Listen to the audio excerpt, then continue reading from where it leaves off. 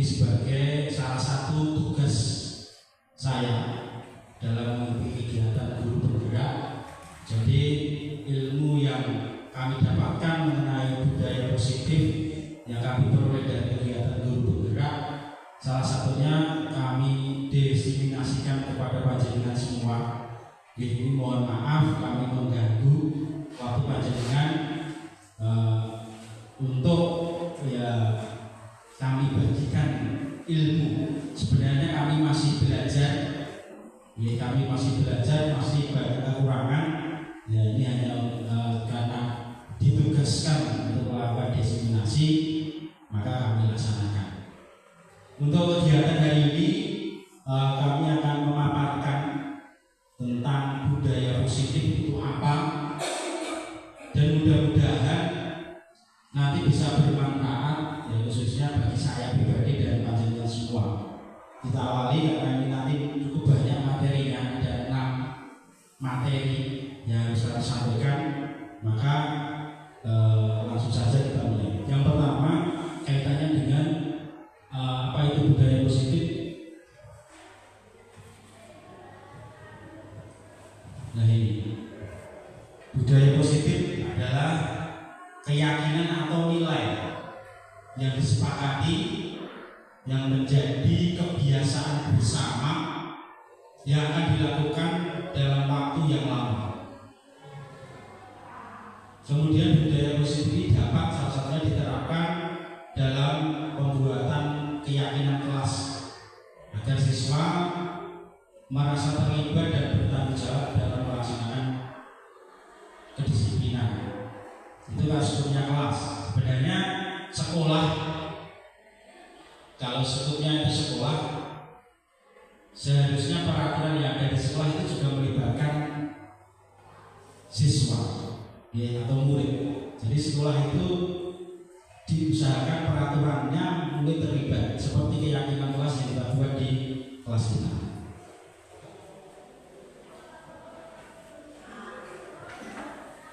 Kemudian tujuan aksi nyata kami ini murid terlibat langsung dalam bertanggung jawab dalam menjalankan disiplin, kemudian merasakan proses menciptakan kondisi yang memperbaiki kesalahan sehingga karakter mereka lebih kuat ketika kembali pada kelompoknya. Ini salah satunya.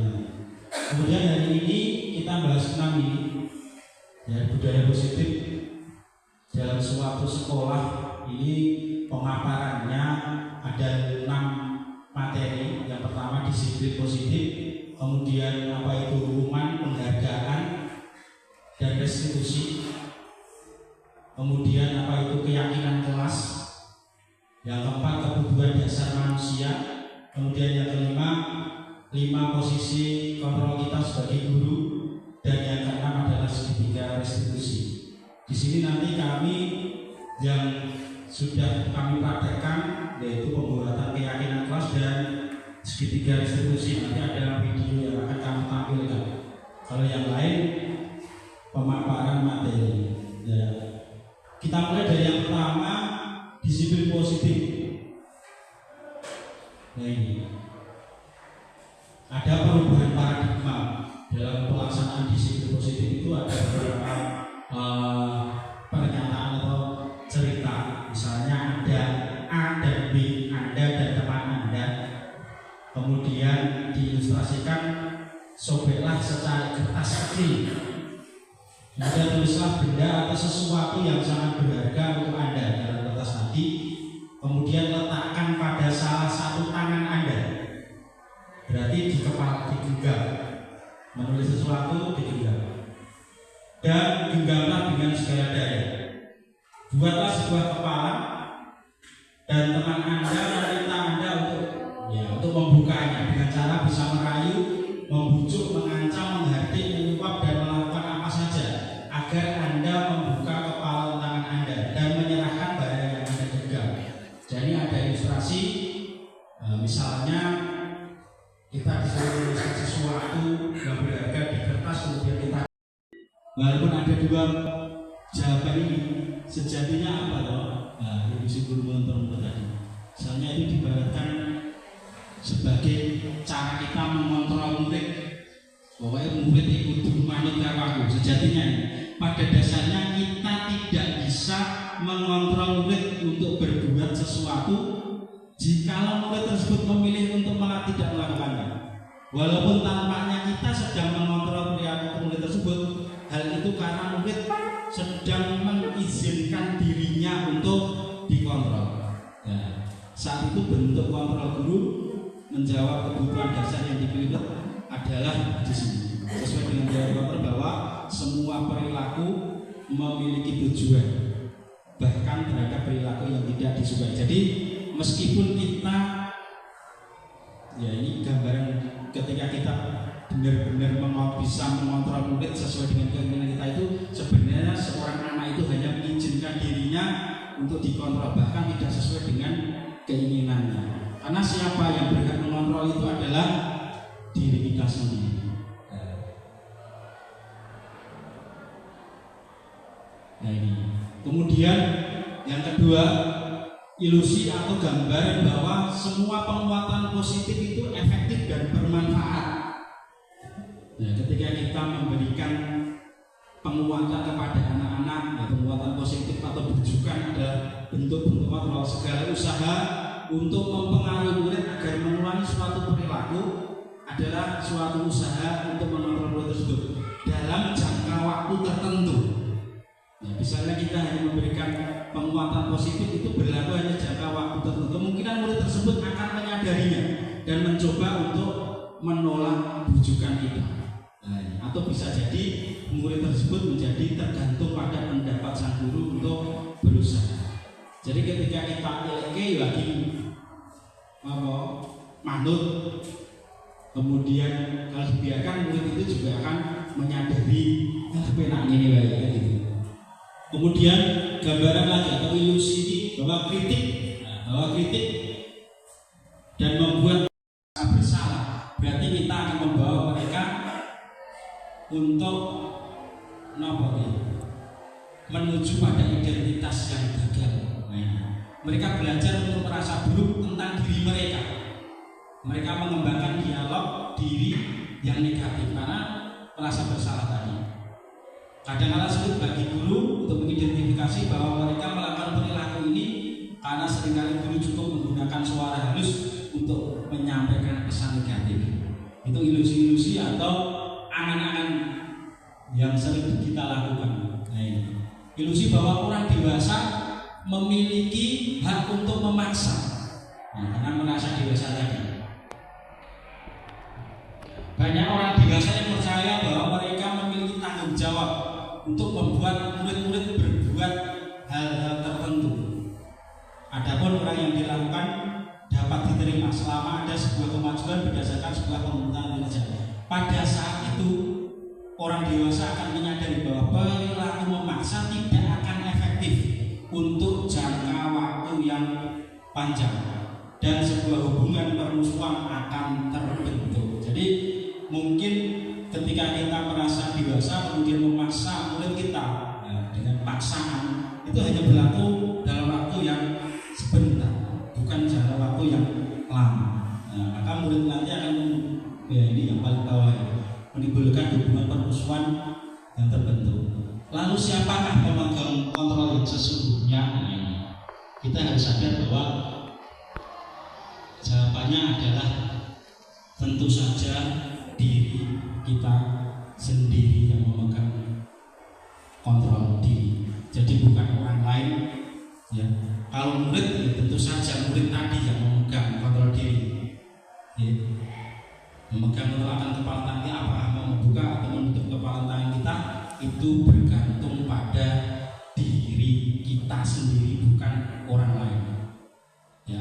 Kita mau membuka, berarti kalau memang itu dari diri kita, ya memang kontrolnya seperti itu. Kita mau menutup, ya dari diri kita. Seperti itu. Kemudian kita masuk ke materinya. Apa itu disiplin positif?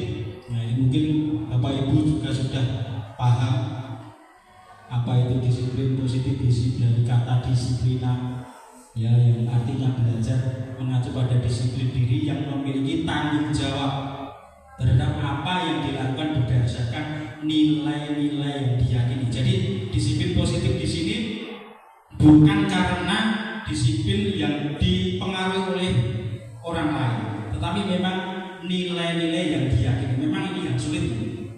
Jadi menyadarkan anak untuk menyadari nilai-nilai yang diyakini dalam hal positif ini yang paling sulit. Ya. Karena kebanyakan anak nanti melakukan apa yang mereka lakukan itu mesti karena kebanyakan itu pengaruh dari luar. Nah, ini tugas kita memang seperti ini. Merupakan salah satu penerapan disiplin yang bertujuan untuk menumbuhkan kesadaran serta memberdayakan murid tanpa imbalan atau penghargaan. Nah, ini ancaman atau hukuman. Jadi murid anak nanti bisa berubah, tapi kadang-kadang kembali lagi. Berarti kalau kembali lagi, berarti anak belum bisa menyadari apa itu nilai-nilai positif yang harus mereka yakini. Nah, ini tugas kita bersama menumbuhkan nilai itu. Kemudian sebagai pendidik, tujuan kita adalah menciptakan murid yang memiliki disiplin diri sehingga mereka berperilaku mengacu pada nilai-nilai kebajikan, nilai-nilai kebahagiaan secara universal, dan memiliki motivasi intrinsik, motivasi yang timbul atau muncul dari dalam diri. Dan yang penting kan ini. Jadi ketika mereka melakukan nilai-nilai itu yang memotivasi adalah dirinya sendiri. Ya, ini memang butuh proses yang panjang dalam mencapai perubahan untuk perubahan ke arah yang lebih baik. Kemudian lanjut, ini sudah ya. Disiplin positif merupakan pendekatan di macam-macam pengertiannya seperti ini. Motivasi perilaku manusia. Kita melakukan sesuatu, itu ternyata menurut Diego Sedai dalam bukunya ada 3 motivasi. Dari seseorang itu melakukan sesuatu ternyata setelah diteliti itu ada 3 motivasi. 1, untuk menghindari ketidaknyamanan atau hukuman. Nah, ini. Jadi ketika melakukan sesuatu main ora dihukum, penting ora dihukum, penting ora berkebo, itu ada motivasi paling rendah. Ya. Kemudian biasanya perilaku ini undahnya untuk menghindari hukuman atau ketidaknyamanan. Dia akan bertanya apa yang akan terjadi apabila saya tidak melakukan ini. Seperti itu. Kemudian motivasi yang kedua, untuk mendapatkan imbalan atau reward penghargaan dari orang lain. Nah, kita melakukan sesuatu satu tingkat di atas, itu lebih meningkat ya tingkatannya daripada yang tadi melakukan sesuatu tapi hanya untuk menghindari hukuman. Nah, yang kedua ini kita melakukan sesuatu untuk mendapatkan imbalan atau penghargaan, mendisanoni dan sebagainya. Dan satu tingkat di atas di sini berperilaku untuk mendapat imbalan atau penghargaan dari orang lain. Nah, 3, nah ini yang paling baik motivasinya menjadi orang yang mereka inginkan dan menghargai diri sendiri dengan nilai-nilai yang mereka percaya. Jadi yang mereka lakukan yang muncul dari motivasinya diri sendiri. Jadi seorang gagas minggu kena hukuman atau orang gagas untuk imbalan atau tidak, seperti itu. Jadi memang motivasi yang ketiga ini yang paling baik. Jadi menyadari menjadi orang yang mereka inginkan dan menghargai diri sendiri. Saya melakukan ini untuk pengembangan diri saya. Saya melakukan ini untuk kebaikan saya, misalnya seperti ini.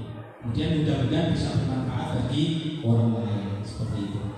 Ini motivasi. Jadi menurut Gosen ini ada 3 ini, orang melakukan sesuatu. Kemudian yang kedua ini materi yang kedua tentang hukuman, penghargaan dan restitusi. Ya, dalam menjalankan peraturan atau keyakinan kelas, bila mana ada sesuatu harus terjadi. Dan tindakan terhadap suatu pelanggaran umumnya berbentuk hukuman atau konsekuensi. Nah, dalam pembahasan ini akan mengenalkan program disiplin yang dinamakan dengan restitusi. Jadi penerapan disiplin positif itu tidak boleh atau tidak mengenalkan terjadinya hukuman, bahkan juga tidak diperkenalkan untuk memberikan penghargaan. Tetapi apa yang dilakukan oleh seorang guru adalah memberikan yang namanya ini lebih menghargai disiplin, ini lebih tinggi tingkatannya dibanding hukuman. Tapi ini juga kurang tepat diterapkan juga. Mendorong anak mudah menyesuaikan diri, karena ini konsekuensi ini melibatkan murid. Jika kamu melakukan ini, kamu harus mengganti. Jika kamu melakukan ini, jadi anak sudah tahu konsekuensinya. Anak belajar mematuhi peraturan terencana dan sudah disepakati, dibuat guru dan murid. Guru selalu memonitor. Terus ternyata pemberian penghargaan itu bisa dikatakan dengan hukuman. Jadi ketika kita memberikan reward anak terhadap anak, itu bisa dikatakan malah itu adalah sebagai hukuman. Karena apa? Hanya berlaku untuk pengaruh jangka pendek. Misalnya seorang anak yang ranking 1 di kelas, wali kelasnya ngasih tiket makan gratis lainnya, maka akan dianggap dua perusahaan hubungan. Muncul rasa iri dari teman-teman yang tidak ranking 1. Ya, seperti itu. Kemudian mengurangi ketepatan, lebih banyak membuat salah. Kemudian mematikan kreativitas. Baik hukuman atau penghargaan adalah cara-cara mengontrol perilaku seseorang yang menghancurkan potensi untuk pembelajaran sesungguhnya. Memberi penghargaan sama dengan menghukum seseorang. Jadi bahasanya memang tinggi sekali. Karena hukuman karo penghargaan kok dianggap sama. Ketika kita memberikan penghargaan pada bentuk apresiasi, maka penghargaan di sini, menurut saya pribadi boleh dilakukan selama tidak berlebihan. Ini apresiasi itu tepuk tangan dan sebagainya. Ini harus memberikan sesuatu. Nah, ini memberikan sesuatu karena prestasi atau karena kelebihan murid. Nah, ini mungkin akan muncul yang atas itu tadi, kesembuhan dan sebagainya. Nah, manakah tindakan berikut yang merupakan hukuman atau konsekuensi? Kalau yang nonton misalnya tindakan guru ketika membersihkan meja yang dicoret, ini hukuman atau konsekuensi? Nah, menurut panjenengan, membersihkan meja yang dicoret-coret, konsekuensi. Berjemur di lapangan, hukuman. Murid diminta telanjang kaki, membersihkan tumpahan air minum di meja, konsekuensi. Jawabannya ada sesuatu yang oh ya, betul, tepuk tangan. Sip. Tepuk tangan termasuk tidak berlebihan, apresiasinya tidak berlebihan. Nah, ini restitusi. Nanti restitusi itu apa nih? Sedikit awal. Proses menciptakan kondisi Seva untuk memperbaiki kesalahannya sehingga karakter mereka lebih kuat ketika kembali pada kelompoknya. Jadi restitusi ini ketika melihat anak melakukan kesalahan, bukan berarti terus kita nyenengin, dipanggil.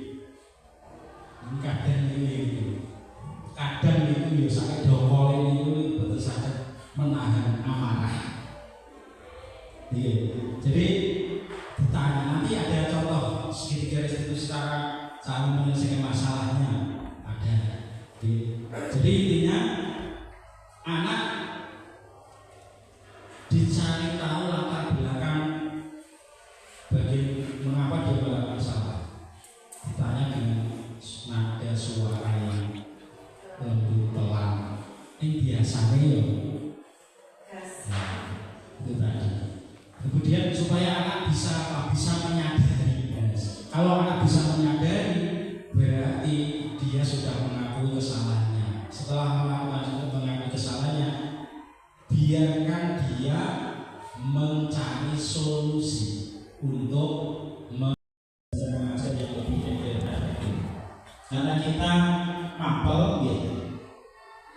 Untuk setiap guru mestinya punya keyakinan sendiri-sendiri selain peraturan yang dibuat oleh wali kelas. Ya, boleh juga guru sama dengan peraturan yang dibuat wali kelas bisa. Tapi alangkah baiknya peraturan itu juga atau keyakinan kelas itu juga sesuai dengan kegiatan pembelajaran yang akan kita lakukan. Misalnya kegiatan hari ini ada diskusi, ada presentasi, berarti kan perhatian kelas mengacu ke situ. Ada poin-poin tambahannya, misalnya terlibat aktif dalam kegiatan diskusi, terlibat menghargai teman ketika melakukan presentasi, nah itu mestinya muncul. Tetapi kalau kegiatannya tidak ada diskusi dan presentasi, mungkin itu bisa ditinggalkan, jadi peraturan lain, misalnya saling menghargai dan sebagainya. Tujuannya satu, menumbuhkan komunikasi yang efektif antara guru dan siswa. Kemudian menciptakan pembelajaran yang berpusat pada siswa, menumbuhkan rasa tanggung jawab pada siswa. Nah, langkah-langkahnya membuat pembelajaran sudah paham, mempersilahkan murid di kelas untuk bercurah pendapat tentang kesepakatan atau peraturan yang disepakati, kemudian mencatat semua masukan-masukan pada murid di papan tulis atau di kertas sticky note atau seperti apa, boleh, ini hanya salah satu tekniknya saja. Kemudian menyusun keyakinan kelas sesuai dengan prosedur pembentukan keyakinan kelas, mengganti kalimat-kalimat bentuknya negatif menjadi positif. Kemudian meninjau kembali data curah pendapat yang sudah dicatat, kemudian mencarikan, jadi mencari nilai-nilai keyakinan kelas. Jadi misalnya menjaga kebersihan kelas atau kondisi kelas selalu bersih, berarti ada nilai apa di situ? Misalnya tanggung jawab. Nah, jadi anak secara tidak langsung kita sudah menumbuhkan nilai tanggung jawab pada murid. Misalnya masuk kelas tepat waktu, berarti ada nilai disiplin. Nah, itu penting kita sampaikan juga. Jadi tidak hanya kata-kata masuk kelas tepat waktu, memakai seragam lengkap misalnya.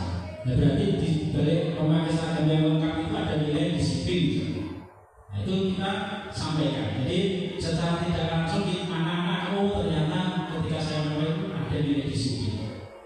Kemudian kalau saya berdoa sebelum dan sesudah pembelajaran ada nilai religius.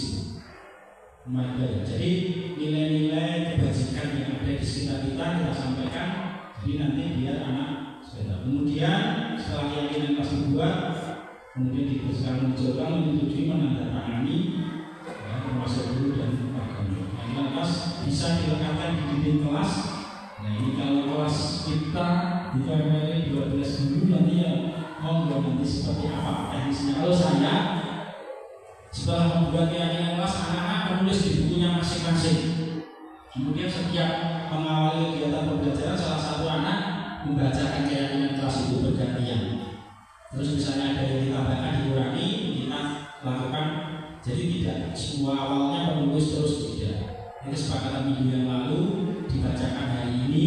Anak-anak itu kegiatannya nanti ini kesepakatannya yang belum ada kira-kira apa? Oh, bullying Pak. Mesti nanti praktek LLA dan sebagainya, berarti tambah itu bullying. Nah, misalnya seperti itu. Jadi nanti lebih fleksibel ketika anak memberikan kegiatan. Jadi kalau umurnya ini yang jelas keberhasilan kesepakatan kelas itu terciptanya suasana pembelajaran yang aman, nyaman, dan disiplin. Semua warga sekolah mampu bersinergi. Kemudian kegiatan pembelajaran berjalan dengan tertib, terwujudnya profil pelajar Pancasila, tujuannya ke situ. Kemudian budaya positif dilakukan dengan penuh kesadaran dan tanggung jawab. Itu materi keyakinan kelas. Mungkin ini ada video sederhana yang sudah kami putar lagi, pembuatan keyakinan kelas di kelas 8.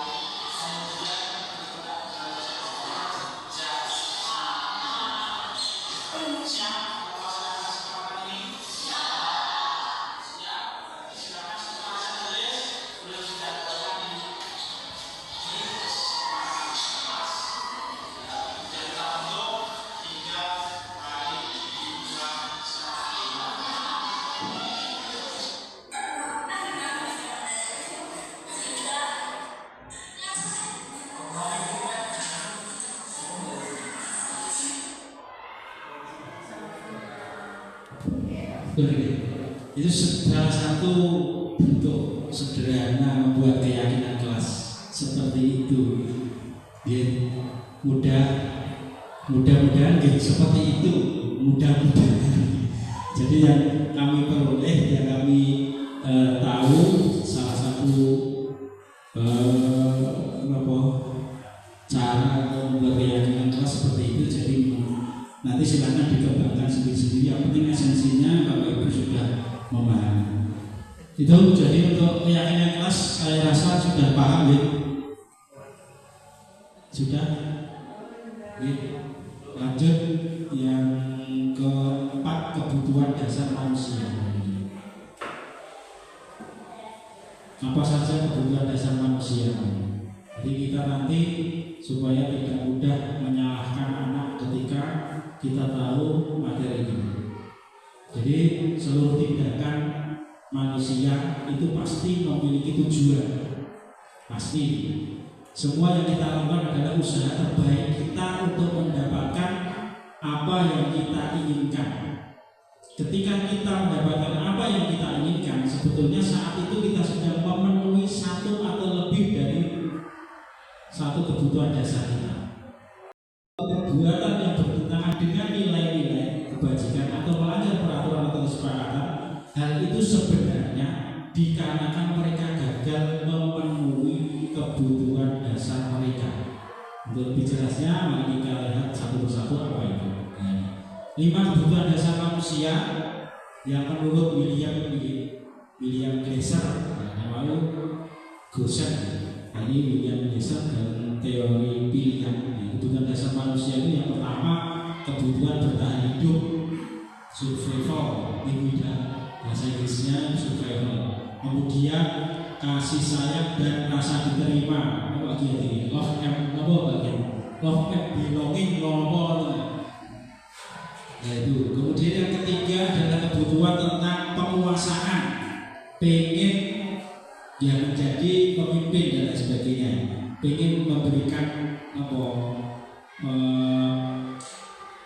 pengaruh dari penguasaan. Kemudian yang keempat ada kebutuhan kesenangan, memang butuh kesenangan. Yang ketiga yang ini adalah kebutuhan kebebasan, tidak mau dikekang. Nah, kebutuhan bertahan hidup, kebutuhan yang bisa fisiologis untuk bertahan hidup, misalnya tentang kesehatan, rumah, dan makanan. Kebutuhan biologis sebagai bagian dari proses reproduksi termasuk kebutuhan ini. Komponen fisiologis pada kebutuhan ini meliputi kebutuhan akan perasaan aman juga. Kemudian yang kedua, kasih sayang.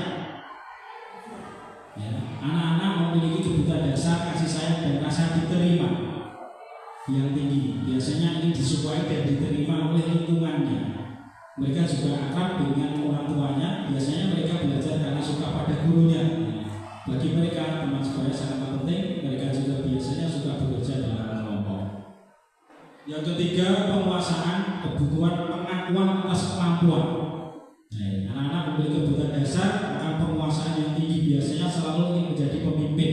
Mereka juga suka mengamati sebelum mencoba hal baru dan merasa kecewa bila melakukan kesalahan. Mereka juga biasanya rapi dan sistematik dan selalu ingin mencapai yang terbaik. Kemudian kebutuhan kebebasan. Kebebasan kebutuhan akan kemandirian, otonomi, memiliki pilihan dan mampu mengendalikan arah hidup seseorang. Anak-anak dengan kebutuhan kebebasan yang tinggi menginginkan pilihan mereka, banyak bergerak, suka mencoba-coba, tidak selalu terpengaruh orang lain dan senang mencoba hal baru dan menarik. Nah, ini sih biasanya banyak dilakukan oleh anak ini. Kemudian kebutuhan kesenangan, untuk merasa senang, untuk mencari kesenangan, bisa bermain, tertawa dan lain sebagainya. Anak-anak dengan kebutuhan dasar kesenangan yang tinggi biasanya ingin menikmati apa yang dilakukan. Mereka juga berkonsentrasi tinggi saat mengerjakan hal-hal baru yang disenangi. Mereka juga suka bermain dan suka mengoleksi barang, suka bergurau, suka melucu, suka menggemaskan. Bahkan saat mereka bertingkah laku, mereka masih terlihat lucu. Nah, ini kebutuhan dasar manusia ada 5. Jadi perlu kita ketahui bahwa ketika anak melakukan kesalahan, berarti ada salah satu atau beberapa kebutuhannya belum terpenuhi. Misalnya anak wangel diatur, berarti salah satu kebutuhan kebebasannya belum terpenuhi, karena mungkin kita selalu menekan nilai itu dan lain sebagainya. Maka anak sering membantah, anak sering melawan. Itu karena kebebasannya tidak kita fasilitasi. Tugas kita sebenarnya hanya mengawal, mengarahkan. Ketika melakukan perilaku yang untuk memenuhi salah satu, kadang kebutuhan, misalnya anak kalau pagi itu masuknya ketika jam 7 anak masih ada di kantin, berarti ada salah satu kebutuhan yang belum terpenuhi. Nomor ini sarapan, kebutuhan untuk hidup sebenarnya itu. Kalau memang dari rumah belum ada apa-apa tentang, kita bisanya mengarahkan kalau datang lebih pagi, pengen ke kantin dulu. Nah, ini seneng iki bocah ya nek omah ora nek sarapan terus piye. Kadang ya serba dilematis. Sing penting kita mengarahkan, enggak usah marah-marah, kemana-mana energi kita. Jadi saya belajar materi ini benar-benar mendegradasi energi yang saya keluarkan selama ini. Saya ngerti bocah uni-uni dan lain sebagainya, misuh-misuh saya ini pun buat abang kuping kula. Jadi cuma saya biarkan dulu, kemudian dilihat reaksinya seperti apa. Rian kan kudu mentelang, kudu bengok, kudu jiwit, kudu gejel, itu pun biasa. Karena memang anak yang melakukan kesalahan mesti salah satu dari 5 kebutuhan belum terpenuhi, memang kasih sayang berarti diakui, ya. Kemudian kesenangan, mungkin karena di rumah ya kon nyambut gawe wae iki senenge berani sekolah kan bisa juga mereka mengapresiasi kesenangannya di sekolah. Maka tugas kita ya tadi mencari tahu. Nah, nanti dengan cara restitusi tadi di belakang. Lanjut ya, malah kesuwen ini.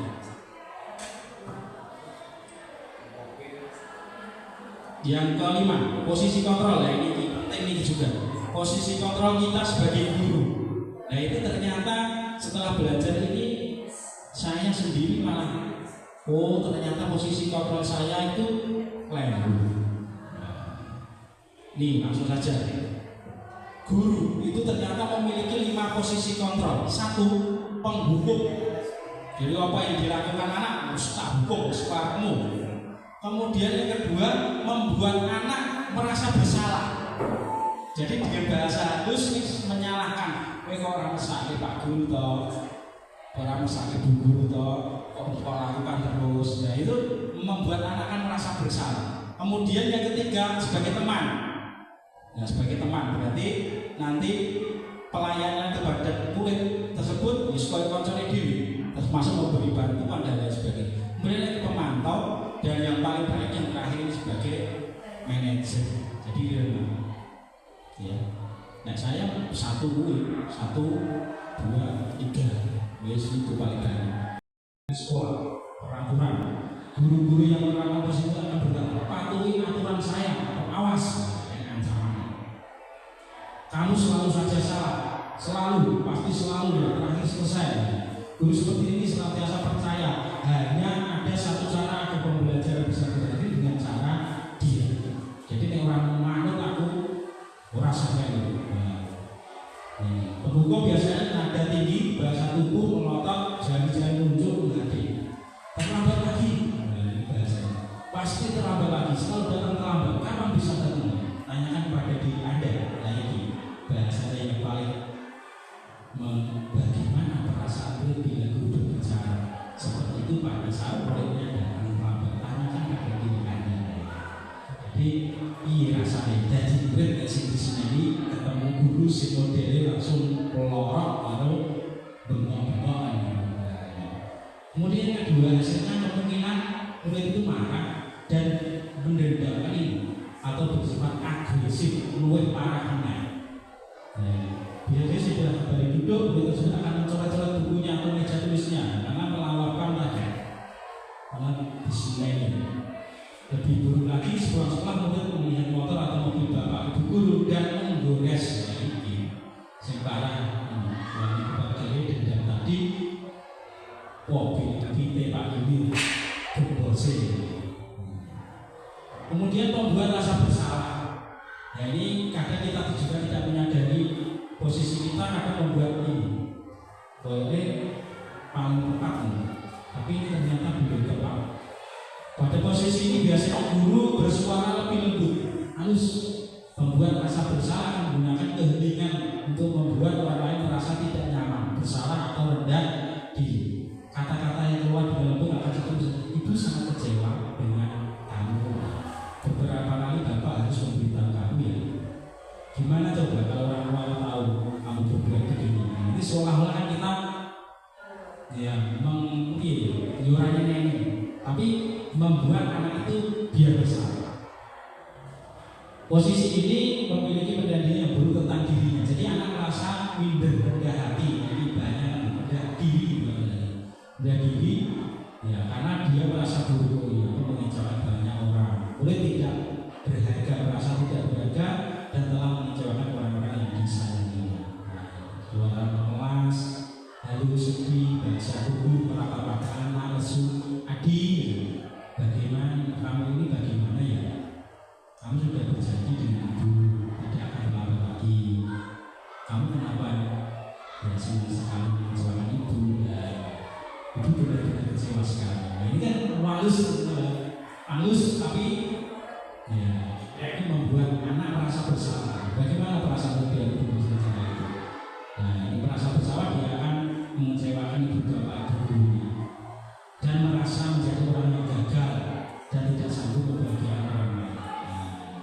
Kadang-kala sikap seperti ini malah lebih berbahaya dari menghukum. Nah, ini karena emosi akan tertanam rapat di dalam murid untuk menahan perasaan. Tidak seperti itu dalam dengan guru penghukum tadi, di mana murid bisa melupakan amarahnya walaupun dengan cara negatif. Murid yang tertekan seperti ini tiba-tiba bisa meletus amarahnya dan bisa menyakiti diri sendiri dan orang lain. Nah, ini juga ada dampak. Kemudian sebagai teman, nah ini juga guru di posisi ini tidak akan menyakiti murid, namun akan tetap berupaya mengontrol murid melalui persuasi. Posisi teman pada guru bisa negatif atau positif. Positif di sini berupa hubungan baik, seperti teman, terjadi hubungan antara guru dan murid. Guru di posisi teman menggunakan hubungan baik dan humor, biasanya gojek-gojek kalau muridnya untuk mempengaruhi seseorang. Mereka berkata, ayo bantulah ibu bapak ya. Ayo ingat tidak ada perbuatan bapak selama ini. Ayo ingat tidak ada perbuatan. Ya sudah, hal ini tidak apa-apa. Nanti ibu juga dibereskan. Jadi melakukan kesalahan, tapi tidak melakukan. Nanti tidak adil. Jadi ini lebih memberikan bantuan pada murid. Ya, bantuan apapun. Hal negatifnya apa? Dari posisi teman ini, bila suatu saat guru tersebut tidak membantu, karena guru yang paling berteman dengan guru A, bila guru A itu tidak membantu, maka murid akan kecewa dan berkata, saya pikir bapak ibu guru teman saya.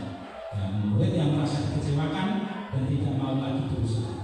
Hal lain yang mungkin adalah murid hanya akan berpindah untuk guru-guru tertentu dan tidak untuk guru lainnya. Jadi ini juga berbahaya. Ya, juga ketika kita berperan sebagai teman, ya mungkin anak itu akan manutnya ke kita. Tidak pernah kita mengangkat dengan dari konsolnya. Nah, murid kemarin kami sudah janji bapak bukan lambat lagi sampai tertawa. Ya sudah, tidak apa-apa, duduk di sana, bantu sambil senyum-senyum.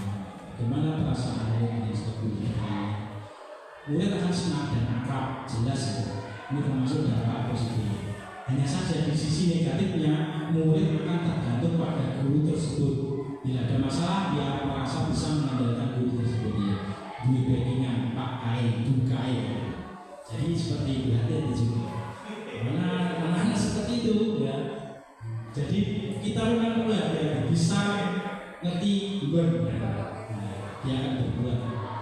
Kemudian pemantau, nah ini pemantau lebih lagi mengawasi ya. Jadi memantau berarti kan sebagai pengawas, mengawasi. Pada saat kita mengawasi berarti kita bertanggung jawab atas perilaku orang-orang yang kita awasi.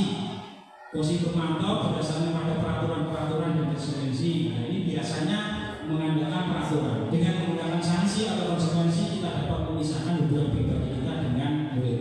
Sebagai seorang yang menjalankan posisi pemantau, pertanyaan yang mungkin peraturannya apa? Nah, misalnya seperti itu. Apa yang telah kamu lakukan? Sanksi atau konsekuensinya apa? Jadi lebih condong ke peraturan yang sudah atau kesepakatan yang sudah ada.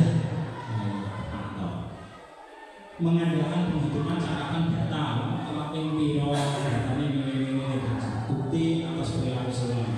Perilaku ini akan menggunakan ketika khusus catatan data satu wis telat seminggu, wis mili dan sebagainya.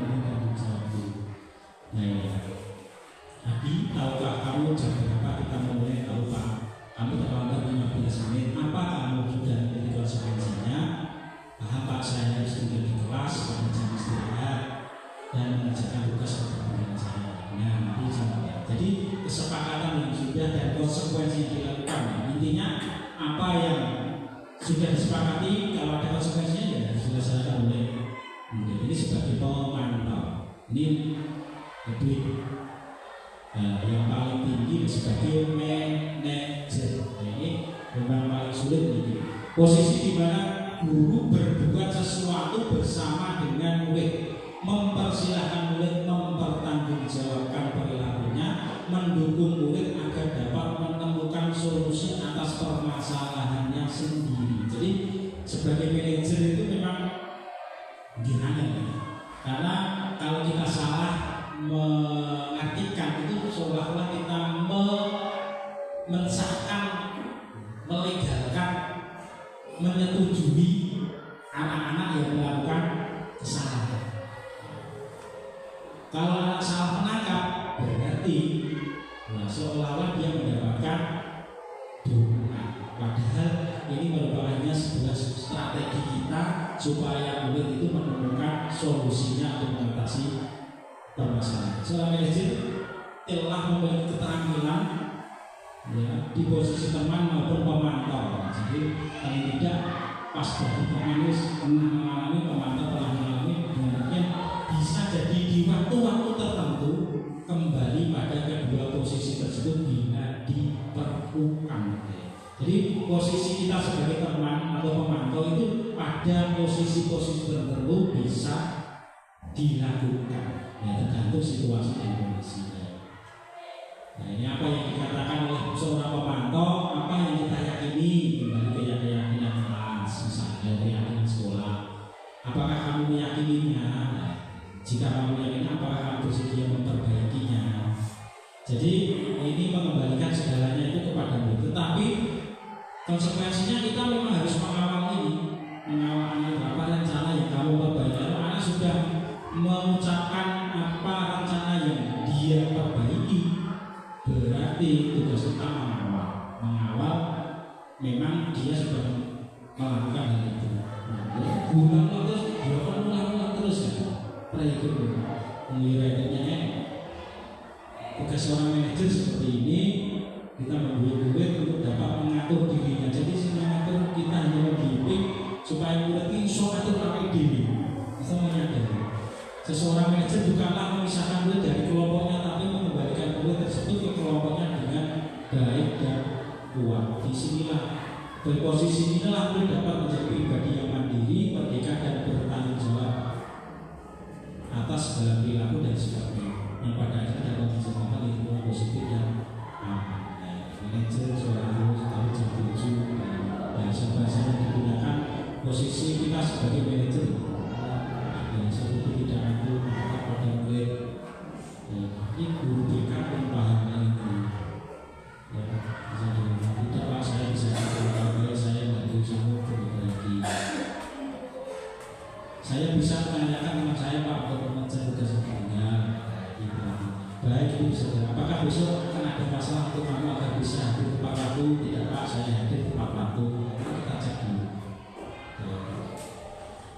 Pada posisi ini suara guru sebaiknya tulus, tidak perlu marah, tidak perlu meninggikan suara, apalagi menunjuk ke jari murid, berkaca pinggang, matre, bersikap seolah-olah menyesal tanpa sedih akan perbuatan murid, ataupun bersikap buruk menempatkan diri sebagai teman. Pada posisi guru akan mengembalikan tanggung jawab pada murid untuk mencari jalan keluar, tentu dengan bimbingan guru. Sebagai hukum, sebagai pembuat rasa bersalah, sebagai teman, kemudian sebagai pemantau dan sebagai manajer. Terakhir segitiga restitusi. Segitiga restitusi ini salah satu solusi untuk mengatasi masalah. Seharusnya tanpa masalah. Jadi segitiga restitusi itu apa? Kemarin juga sudah kami singgung di berbagai praktek baik itu. Sebuah konsep dalam disiplin positif yang bertujuan untuk membantu individu terutama anak-anak untuk memperbaiki kesalahan yang mereka lakukan. Konsep ini menekankan pada proses pembelajaran dan pertumbuhan karakter, bukan hanya sekedar hukuman. Apa itu restitusi? Anda ingin mengetahui bagaimana cara melakukannya. Ini dia dosen punya merancang tahapan-tahapan yang bernama segitiga restitusi. Mengapa penting? Membangun tanggung jawab tadi sudah, menempati, memperkuat hubungan. 3 tahapannya. Yang pertama, menstabilkan identitas. Tujuannya ini membantu individu atau anak yang melakukan kesalahan untuk tenang. Jadi ketika anak melakukan kesalahan itu, tujuan pertama kita itu untuk menstabilkan emosi maupun kondisi anak biar tenang dan menenangkan emosinya. Jadi misalnya kita melihat anak itu berkelahi, terus kita langsung nyeneni, memarah-marahin, kondisinya akan berbeda ketika kita menyuruh anak wis duduk dulu, tenangkan dulu. Dengan begitu mereka akan berpikir lebih jernih dan rasional. Seperti itu. Jadi ketika apapun kesalahannya, kita tenangin dulu. Jadi buat dulu anak itu merasa santai. Guyu boleh saya melakukan kesalahan. Ini masih ada satu PR yang belum saya lakukan ini, yang sebagai restitusi. Kemudian validasi tindakan yang salah.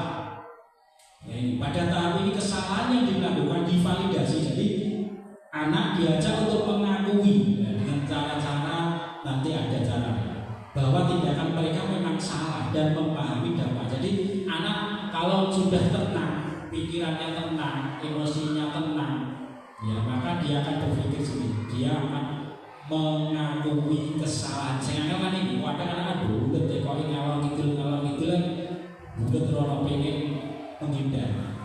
Nah, maka teknik-teknik bertanya nanti ada. Kemudian yang terakhir, menanyakan lagi. Kalau sudah mengakui kesalahan, berarti mendorong anak untuk menemukan nilai-nilai yang mereka yakini. Jadi kalau sudah salah, berarti nilai-nilai apa yang kami yakini supaya kesalahan itu bisa tidak dilakukan lagi. Bagaimana tindakan mereka sebelumnya bertentangan dengan yang seperti itu menyatakan. Jadi solusinya di sini. Dia akan memberikan solusi. Nah, bisa menstabilkan itu dan masih berperan menggeser individu atau identitas dari identitas gagal ke identitas sukses. Jangan mengkritik murid yang sudah mengalami identitas gagal. Pertanyaannya gampang, membuat kesalahan sesuatu yang wajar. Bahasa-bahasanya itu buat bahasanya manusia tidak ada yang sempurna. Menstabilkan identitas seperti itu, kita bisa memperbaiki masalah ini. Saya tidak menanyakan kesalahannya, tetapi fokus untuk memperbaiki masalah ini. Jadi bahasa-bahasa yang dipakai untuk menstabilkan identitas itu bahasa-bahasa yang seperti ini. Jadi membuat anak memang seolah-olah tidak besar, tapi ini hanya strategi. Bukan kita terus mendukung anak berbuat salah, bukan. Strategi untuk anak bisa meluapkan unek-uneknya. Kadang kan anak ketika kita tanya kan masih menutup-nutupi kesalahannya. Kemudian validasi tindakan. Pertanyaan kami bisa saja bertindak lebih gegabah dari ini ya. Misalnya kamu bukan melakukannya tanpa suatu alasan tertentu, mesti punya alasan. Jadi anak nanti kalau sudah stabil, dia segitiga restitusi dia dapat menerapkan posisinya sebagai manajer tadi dengan mengajukan pertanyaan-pertanyaan bermakna yang bisa membuat murid lebih percaya diri, bertanggung jawab dan mandiri. Penting, penerapan segitiga restitusi juga tergantung berat dan ringannya suatu permasalahannya. Jadi ini memang butuh berlatih, berproses, berulang-ulang. Jadi tidak sekali terus berhenti, berulang-ulang dan dilakukan secara konsisten. Terima kasih. Terakhir, mungkin ini ada video sederhana tentang restitusi. Suaranya kita tidak keluar.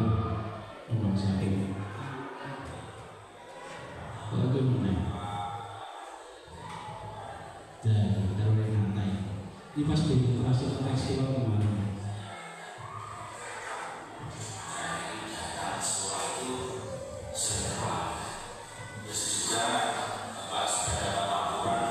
Ini hanya rekayasa. Maksudnya anak itu menurut tugas. Tapi itu satu anak yang baru kemarin sudah rekayasanya belum saya lakukan. Ini hanya untuk memenuhi tugas kemarin, terus saya ambil Renata sebagai apa? Ya, contohnya.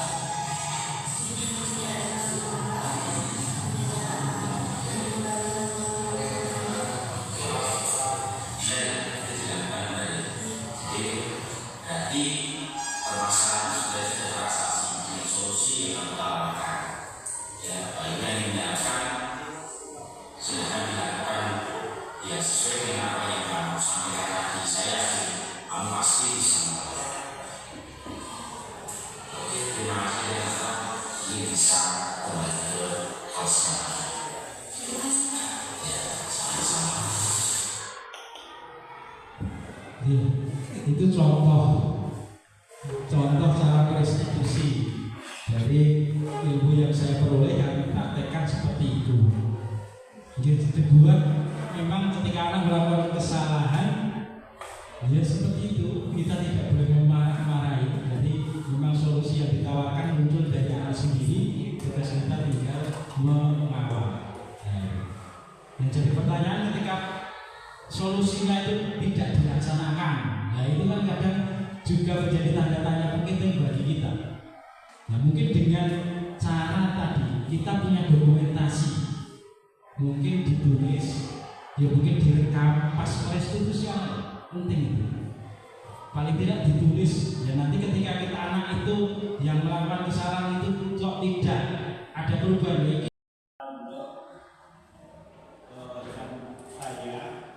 Untuk ganti baju olahraga, mungkin alasannya ya baik karena mungkin memakai itu terlalu lama atau mungkin menyita waktu.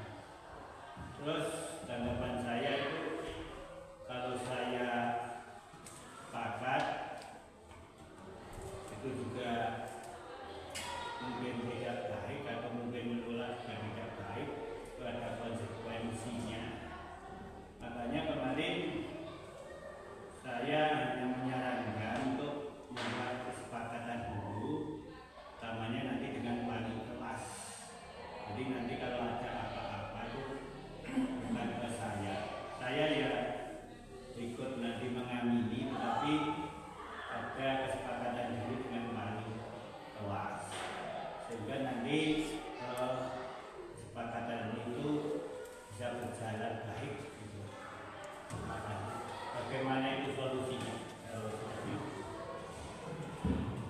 Jadi mungkin ada yang bisa membantu saya menemukan solusinya.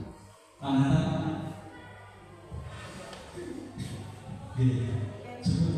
Bu Sri. Terima kasih kesempatan yang diberikan.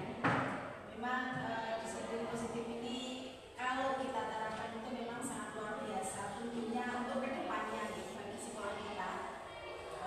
Karena memang disiplin ini adalah awal untuk mencapai kesuksesan nantinya. Jadi disiplin apapun.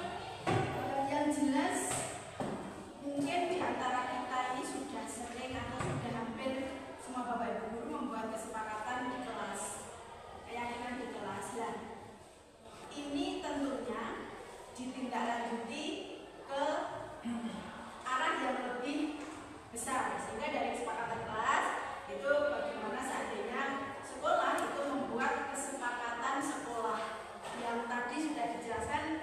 Mungkin dengan membuat itu adalah dengan melibatkan siswa, karena disiplin ini bukan berarti harus dibuat terus harus terlihat, tidak. Tapi kan sudah dijelaskan di situ adalah proses yang berkepanjangan. Nah ini alasan baiknya. Jadi dari kesepakatan kelas itu dijadikan yang lebih besar.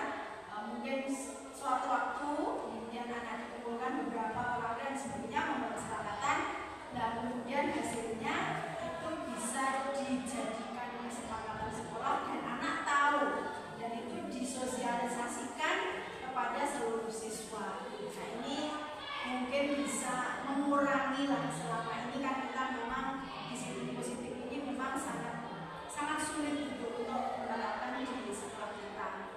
Tapi alhamdulillah sebenarnya pelan-pelan ini sudah mulai terlihat, anak-anak yang sekarang ini sudah mulai mapan sebenarnya. Ya namanya anak-anak memang ya tetap ada sebenarnya namanya pelanggan itulah namanya siswa gitu. Kita saja yang benar dewasa pasti tetap lupa dan sebagainya. Nah ini mungkin alangkah baiknya sekolah juga melakukan seperti itu, sehingga ke depannya itu sekolah kita bisa menerapkan secara berkelanjutan. Terima kasih. Terima kasih Bu Sri. Memang betul, jadi memang kesepakatan yang ada itu tidak hanya berhenti di kelas masing-masing. Jadi terutama di sekolah kita itu kan setiap mapel memiliki kesepakatan yang berbeda, tapi skupnya yang umum di sekolah kan masih ke peraturan. Ibu Presiden masih ke peraturan sekolah. Jadi memang sekolah yang membuat.